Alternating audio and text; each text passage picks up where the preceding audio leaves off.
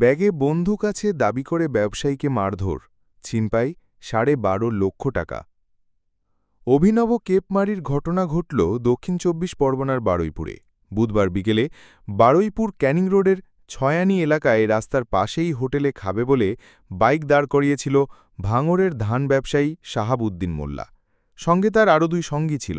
হঠাৎই সেখানে 2 ব্যক্তি আসে ও ব্যবসায়ী শাহাবুদ্দিন মোল্লার কাঁধে থাকা কালো ব্যাগটি ধরে ছিনিয়ে নেওয়ার চেষ্টা করে। ব্যবসায়ী বাধা দিলে 2 ছিনতাইবাজ চিৎকার চেঁচামেচি করে বলতে থাকে ব্যবসায়ীর কালো ব্যাগের মধ্যে রয়েছে বন্দুক। তখনই পাশ থেকে আরও 4 জন লোক এসে ব্যবসায়ীকে ঘিরে ধরে মারতে শুরু করে। আশেপাশের লোকজন ঘটনায় হতভম্ব হয়ে পড়ে।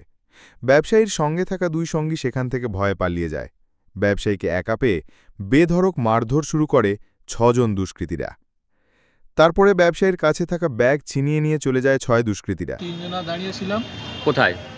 ছয়ানি ওখানে রাস্তার ধারে দাঁড়িয়েছিলাম হোটেলে খাবো বলে। আমাদের একজন আসছিল, তার জন্য ওয়েট করছিলাম।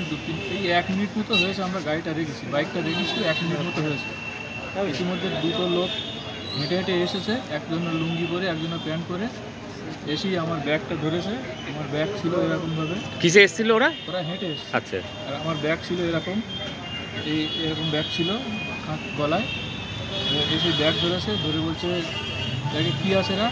আর আমার আর কিছু বলতে হয়নি। তারপরেই ওরা নিজেরা বলছে বন্দুক আছে নাকি, বন্দুক আছে বলি ব্যাগ ধরেছে। এবার আমি যখন বলেছি ভাই এতে বন্দুক নেই, এতে টাকা আছে, চাষিদের টাকা, তখন এবার আমার এই চোখে ফাইট মারে। এই দেখুন এখানে ফাইট মারে, এখানে ফাইট মারার পরে আমি ব্যাগ ছাড়িনি। তারপর এখানে ঘুষি মারে, পেটে মারে। তারপরে